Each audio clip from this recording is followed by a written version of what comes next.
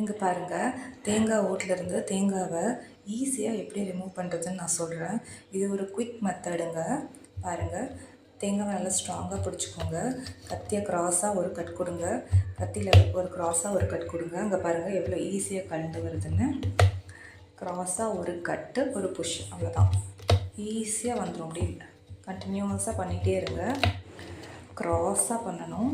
பாருங்கள் எவ்வளோ அழகாக வருது பாருங்கள். ரொம்ப ஈஸி மெத்தட் இது. டீப்பாக க்ராஸாக ஒரு கட்டு, தென் ஒரு புஷ், அவ்வளோதான். ஈஸியாக அழகாக கலந்து வந்துடும். நிறைய மெத்தட்ஸ் இருக்குது தேங்காய் ரிமூவ் பண்ணுறது ஓட்லேருந்து. பட் அது எல்லாமே ஃப்ரெஷ்னஸ் போயிடும், இல்லைன்னு பார்த்தீங்கன்னா டேஸ்ட் மாறிடும். பட் இந்த மெத்தடில் உங்களுக்கு தேங்காய் ஃப்ரெஷ்ஷாகவே இருக்கும். நீங்கள் தேங்காய் உடச்ச உடனே இந்த மாதிரி பண்ணலாம். தென் இல்லைன்னா ஃப்ரீசரில் வச்சும் எடுத்து பண்ணிடலாம், ஃப்ரிட்ஜில் வச்சும் எடுத்து யூஸ் பண்ணலாம். ஈஸியாக வரும். நான் இப்போ ஃப்ரெஷ்ஷாக உடச்ச தேங்காய் தான் காட்டியிருக்கேன். இவ்வளோ ஈஸியாக வருது பாருங்கள். ஈஸியாக கலந்து வருது பாருங்கள்.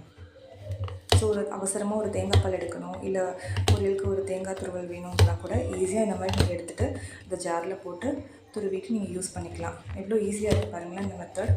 நீங்கள் ட்ரை பண்ணி பாருங்கள். உங்களுக்கு பார்க்க தான் கஷ்டமாக தெரியும், பட் ரொம்ப ஈஸி. 30 செகண்ட்ஸ் to 1 minute தான் ஆகும் இது பண்ணுறதுக்கு. நீங்கள் ட்ரை பண்ணி பாருங்கள். ஃபுல் வீடியோ வேணும்னா சேனல் வாட்ச் பண்ணுங்கள். அதில் ஃபுல் வீடியோ அப்லோட் பண்ணியிருக்கேன்.